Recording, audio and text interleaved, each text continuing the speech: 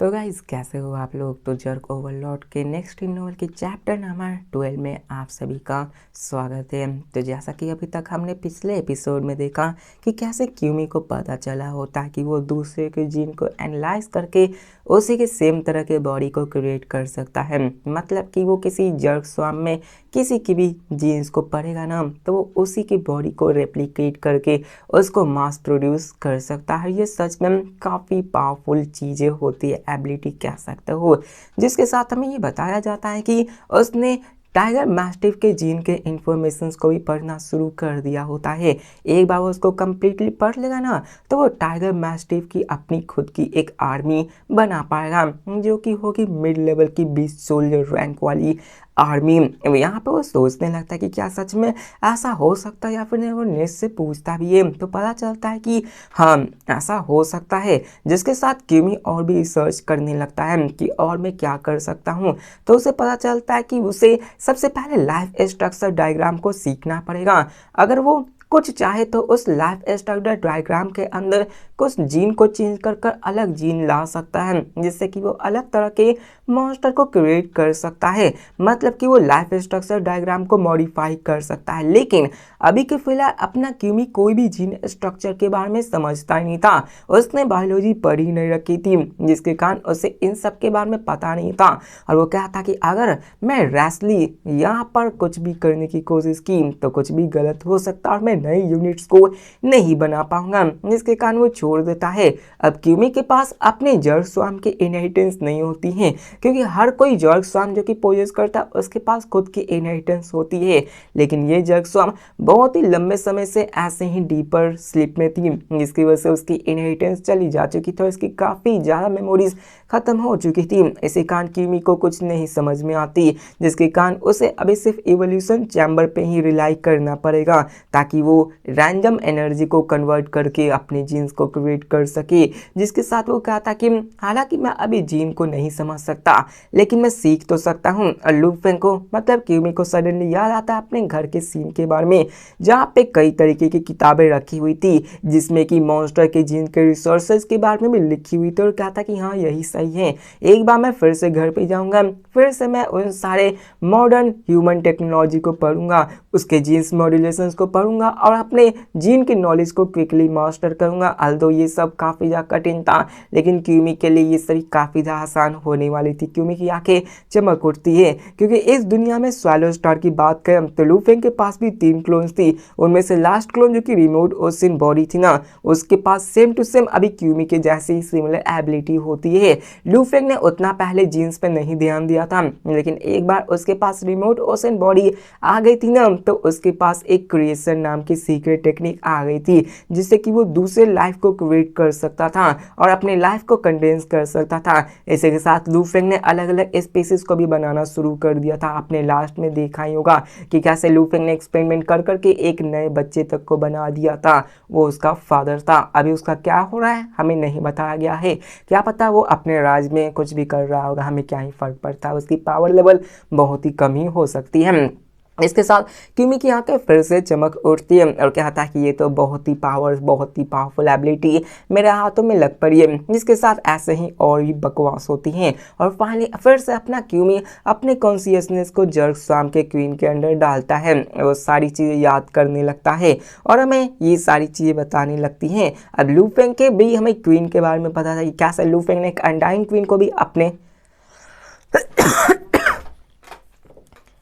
कि कैसे लू फेंग ने अंडांग में रह के एक सेक्टर लॉर्ड लेवल की क्वीन को इंस्लेव किया था, उसने भी ऐसे ही अंडे दिया था। अब ये समझ लो कि क्यूमी के पास जो जर्क स्वाम है ना वो उसके बॉडी का हिस्सा नहीं है, बल्कि वो उसका एक क्लोन कह सकते हैं हम। और यहाँ पे ऐसा दिखाया गया है कि अपना क्यूमी जब तक अपने कॉन्शियसनेस को उसके अंदर ट्रांसफर नहीं करता तब तक वो उसको कंट्रोल नहीं कर सकता। मतलब वो अपने जर्क स्वाम को उतना आदेश नहीं दे सकता जितना कि वो क्वीन दिया करती है। इसके साथ यही सारी सिचुएशंस की जाती है और फिर से बकवास की जाती है और क्यूमी क्यूमी ये सारी बातें जानकर काफ़ी ज़्यादा खुश हो जाता है कि यार मेरे पास तो है। उसके पास एक और चीज़ इन्फॉर्मेशन आती है कि जब तक उसके पास क्लोन्स हैं वो मर नहीं सकता, मतलब कि जब तक उसके सारे बॉडी को न डिस्ट्रॉय कर दिया जाए तब तक अपना क्यूमी मरने वाला नहीं है। जैसे लू फेंग की बातें देख लो, उसके पास मूसा क्लोन थी जो कि बहुत काउंटलेस टाइम मर चुकी थी, लेकिन हर बार मरता था तो हर बार वो फिर से रिबॉर्न हुआ करता था।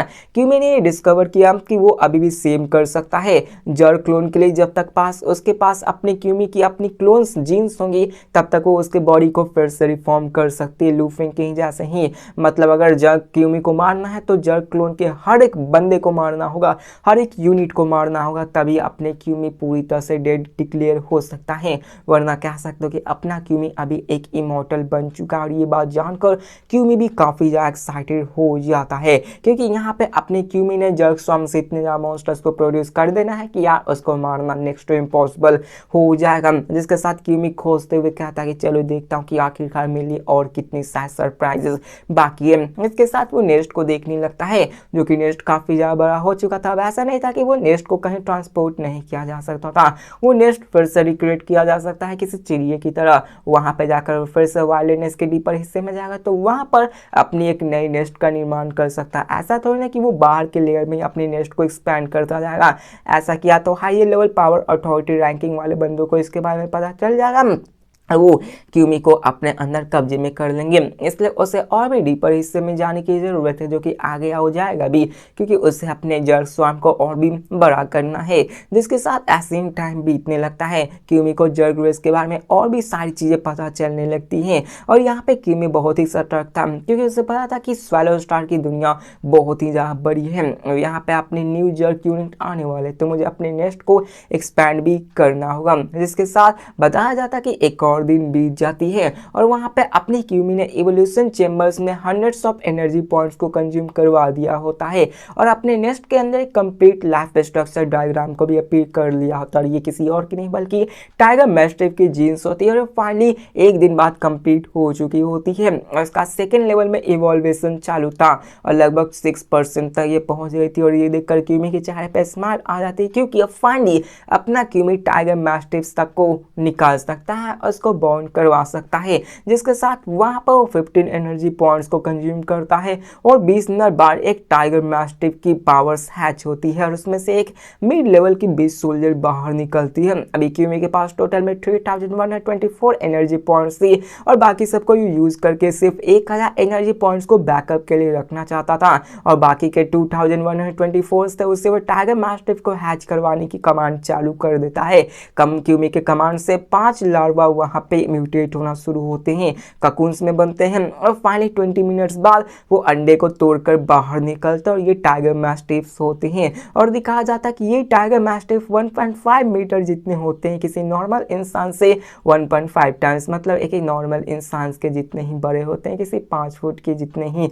जिसको देखकर अपनी क्यूमी काफी ज्यादा खुश हो जाता है। जिसके साथ वो पांचों मैस्टिफ को कहता है कि जाओ स्वार्म के लिए फाइट करो और वो भी वहां पे जाके अपने नेस्ट को गार्ड करना शुरू कर देते हैं। जिसके साथ यहाँ पे ये सभी चीजें हो रही थी, स्वार्म अपने टेरिटरी को बढ़ाना शुरू करती है और अभी दिखाया जाता है कि टोटल में 126 वर्कर बग्स आ चुके थे जो कि वहां पे नेस्ट को गार्ड कर रहे थे और वो सभी मॉन्स्टर्स को हंट करके अपने नेस्ट के पास वो सभी चीजें लाते जा रहे होते हैं। शैडो कैट भी वहां पे आ चुकी थी और ऐसे ही चलने लगता है। अवल्दो जो कॉम्बैट में बात करें तो वर्कर बग्स काफी ज्यादा लैक कर रही थी, लेकिन जब से अपने टाइगर मैस्टिफ को उसने जन्म दिया था उसके बाद वो अपने कॉम्बैट एबिलिटी से सबको आराम से मारता जा रहा होता और अपने स्वार्म को और भी फैलाता जा रहा था। जिसके साथ क्यूमी अपना प्लान बनाता और क्या था कि अभी के फिलहाल मेरा ये नेस्ट मिलिट्री कैंप के काफ़ी ज़्यादा नज़दीक है और यहाँ पे ज़्यादा मॉन्स्टर्स भी नहीं है क्योंकि क्यूमी ने अपनी बहुत बड़ी आर्मी बना ली थी। इसके हिसाब से उसे और भी वाइल्डनेस एरिया में जाकर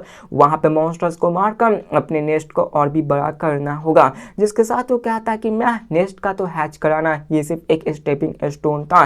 जिसके साथ वो अपने मैप के अंदर देखने लगता है, उसे 3 काउंटीज दिखते हैं। काउंटीज मतलब इलाका कह सकते हो। काउंटीज नंबर 201, काउंटीज 202 और काउंटी 202, ये 3 काउंटीज थे। अब देखो क्यूमी का जो फर्स्ट चॉइस था वो 202 था, क्योंकि ये लिमिटरी रिमोट एरिया था और बहुत ही कम फाइटर्स यहाँ पे आते हैं, जो कि 23 के बगल में ही होता है और ये ओरिजिनल सोजो से ही होता है और यहाँ पर ये सभी चीज़ें होती हैं। अब देखो यहाँ का अपने पूरे इलाके को समझ लो तो अपने क्यूमी ने खाली कर रखा था और वो कहा था कि मुझे और भी आगे जाना, और बहुत सारे इलाके थे तो इलाके के बारे में जानकर क्या ही करोगे, बस ऐसा समझ लो कि बहुत सारे इलाके थे, उसमें मॉन्स्टर्स थे और पावर्स लेवल के बारे में भी होती है। अब यहाँ पे वो अपने सिलेक्ट करने लगता है कि आखिरकार मुझे कहाँ जाना चाहिए। अब यहाँ पे वो बहुत सारी चीज़ें बनाता है, लेकिन सबसे पहले वो 201 को स्केप करता है, क्योंकि ये वो जगह होती है जहाँ पर लू फेंग फाइटर बनने के बाद पहली दफ़ा हंट करने के लिए गया था। और यहाँ पर अपना क्यूमी अपने लू फेंग से मिलना नहीं चाहता था, क्योंकि जब तक उसकी स्ट्रेंथ टेरिफाइंग लेवल तक न चली जाए वो अपने मेन प्रोटैगनिस्ट के बीच में नहीं आना चाहता है, क्योंकि अगर मेन प्रोटैगनिस्ट अभी मिला गया ना तो उससे ट्रबल क्रिएट हो सकती है। और अभी के फिलहाल क्यूमी बहुत ही शांति से अपने नेस्ट को क्रिएट करके आगे बढ़ाना चाहता था, अपने पावर्स को बढ़ाना चाहता था।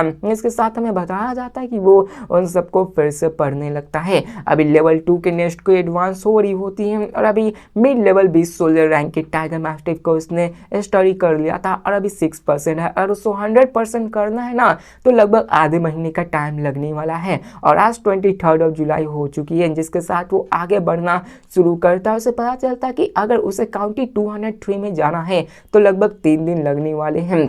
इनिशियली क्यूमी के अलग अलग प्लान थे, लेकिन प्लान बकवास है तो इसको स्किप करते हैं। जिसके साथ वो क्या था कि अभी के फिलहाल मेरे पास 105 टाइगर मैस्टिफ आ चुकी है, जिसकी levels mid level warlord rank speed होने वाली, जिससे कि मैं आराम से 203 एरिया को क्लियर कर सकता हूँ। जिसके साथ वो आगे बढ़ना शुरू कर देता है। अब इसके साथ वो सारी चीज़ें कैलकुलेट करने लगता है और कह सकता हूँ कि यहाँ पे बहुत ही बोरिंग होने वाली है। जिसके साथ हमें यहाँ पे बताया जाता है कि उसने अपने टाइगर मैस्टिफ को आगे बढ़ाना शुरू कर दिया था, क्योंकि उसका मेन एरिया 203 में जाना था, वहाँ से एक्सप्लोर करना था, वहाँ के मॉन्स्टर्स को मारकर अपनी पावर्स को बढ़ाना था। जिसके साथ वो आगे बढ़ाना शुरू करता है।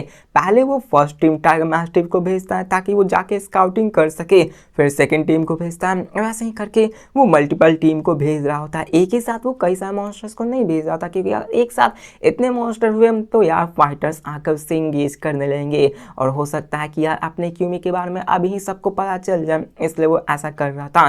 जिसके साथ अपने वो मॉन्स्टर्स को चारों तरफ फैलाए हुए था ताकि वो देखता रहे कि क्या यहाँ पे कोई मॉन्स्टर्स या फिर कोई फाइटर्स तो नहीं आ रहे हैं। और अभी की फिलहाल क्यूमी अपने पावर्स को बढ़ाने पे ही फोकस करता है और यहाँ पर वो बहुत ही फिर से बकवास होने लगती है। अब रास्ते में जाते जाते अपना क्यूमी अपने फोकस को भी बढ़ाने लगता है, वो अपने स्पीड पावर्स पे भी फोकस करने लगता है, अपने स्पीयर्स को यूज़ करके वहाँ पे घुमाता और देखता कि कैसे इसको यूज़ किया जाए। उसने बहुत सारी गलत चीज़ें की होती है जिसको कि वो बार बार कर से सुधार और रहा होता है, उसके लिए एक बहुत ही अलग सी चीज़ें बन गई थी। अब शुरुआत में तो वो अपने खुद पे था, लेकिन बाद में वो नेस्ट के साथ भी कनेक्ट हो जाता है कि अगर मेरे पास कोई गलती है तो बताना, और नेस्ट के कंप्यूटेशनल पावर से वो बड़ी आसानी से पता लगा पाता कि आखिरकार उसने कहाँ पर कैसे गलती की है, और वो अपने स्पीयर टेक्निक्स के मूवमेंट्स और स्किल्स इन सभी को सुधारना शुरू कर देता है। नेक्स्ट कैलकुलेट करके उसे बताती थी कि तुम कहाँ पे गलत कर रहे हो, मतलब कि वो कैसे थ्रो कर रहा है, कैसे मसल्स को यूज कर रहा है, कैसे अपने स्पीड पावर्स को यूज कर रहा है, वो सारी चीजें